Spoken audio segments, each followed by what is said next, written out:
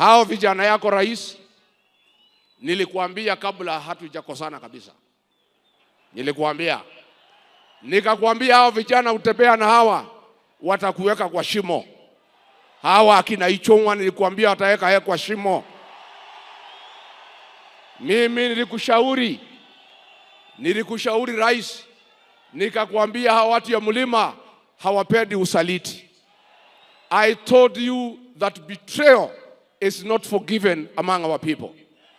You chose to listen to Kimani Ichung'wa. Sasa hii jamii imekukataa. Na nilikuwa nimekuambia. Sasa huyu Ichung'wa alikuambia Rigiji atasaulika baada ya wiki 2. Sasa ni miaka ngapi?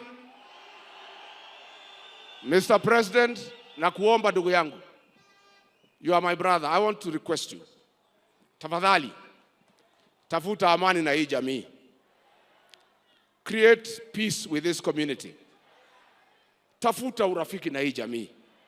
Usisikize hii watoto wanakuweka kwa shimo. Because rais, sisi tukikuchagua wewe, huku unaitwa Kamau, huku unaitwa Njoroge, ulikuwa unaitwa William Kipchirchir Arap Ruto, si ndio? Na tukaupatia kura ze.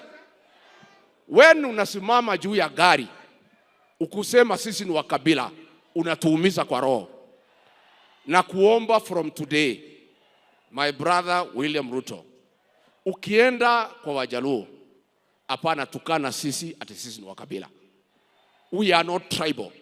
Tulikuchagua, you are not a Kikuyu. Tukakupatia kura zetu. Tafadhali na kuomba, going forward, don't abuse our community. Let us be. Wacha tukae tu namna hiyo kwa amani. Hata kama hutaki sisi, don't abuse us. Because tukikuchagua, you are not one of us.